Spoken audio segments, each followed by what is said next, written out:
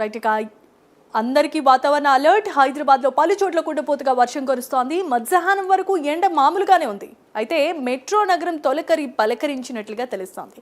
నగరంలో మరి ముఖ్యంగా చూసుకుంటే Banjara Hills, Jubilee Hills, Film నగర్తో పాటు నిజాంపేట్, కూకట్పల్లిలో కూడా ఈ వర్షం కురుస్తోంది. ఇదే అంశానికి సంబంధించి వాతావరణ అప్డేట్స్ అందించడానికి మా కరెస్పాండెంట్ అజీం లైవ్ ద్వారా సిద్ధంగా ఉన్నారు. అజీం, చెప్పండి.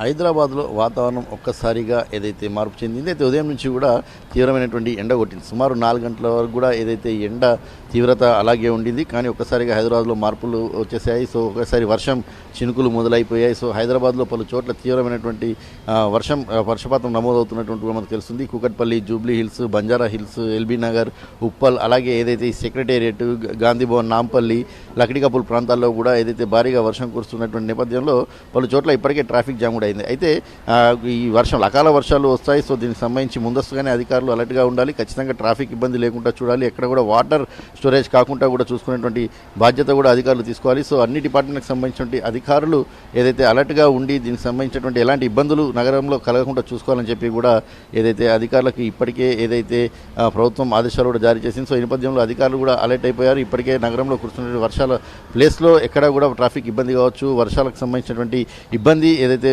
నీటి ఎక్కడైతే అవుతుందో అక్కడ ఆగకుండా కూడా చూసినటువంటి పరిస్థితి కూడా కనిపిస్తుంది. అయితే మనం చూసినట్టయితే చాలా రోజుల నుంచి కూడా హైదరాబాద్లో ఏదైతే ఎండలు ఎలా ఉన్నాయో అందరికీ తెలిసిందే. సో ఈ తొలకరి చల్లులతో అందరూ కూడా ఏదైతే ఒకటేసారిగా వాతావరణం అంతా కూడా చల్లగా మారిపోయింది. సో అలాగే ఈ మృగశీర కార్తీక కూడా ఉంది. సో 8వ తారీఖు దీనికి సంబంధించినటువంటి ఏర్పాట్లు కూడా ఒకవైపు జరుగుతున్నాయి. సో ఈ ఏర్పాట్లకు సంబంధించి ఎండ ఎక్కువగా ఉంటుంది. సో క్యూ లైన్లో ఉండేటువంటి వాళ్ళ కోసం ఫ్యాన్లు, కూలర్లు ఏర్పాటు చేయాలి, వాటర్ ఏర్పాటు చేయాలని చెప్పి కూడా ఏదైతే ఈరోజు ఉదయం ఆ మంత్రి కూడా ఏదైతే అక్కడ ఏదైతే పరిశీలన కూడా చేశారో ఆ స్థలాన్ని కూడా పరిశీలన చేశారు. సో పూర్తిస్థాయిలో ఏర్పాట్లు చేయాలి, ఎక్కడ కూడా ఇబ్బంది కలగకుండా చూసుకోవాలని చెప్పారు. సో మరి వాతావరణంలో మార్పులు వచ్చాయి.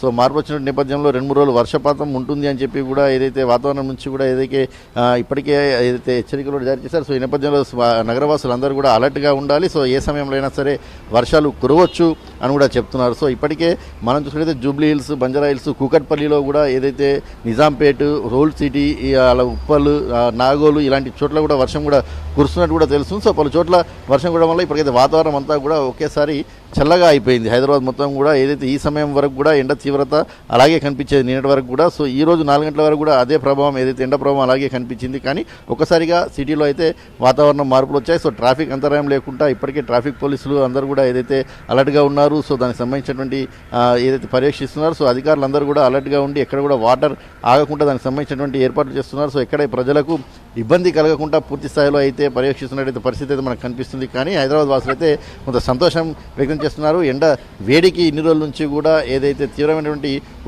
పూర్తిగా ఉక్కపోతలో ఉన్నారు. సో ఇప్పుడు కాస్త రిలాక్స్ మోడ్కి అయితే వచ్చేసినట్టయితే మనకు తెలుస్తుంది. Jemimah, right, thanks for the update.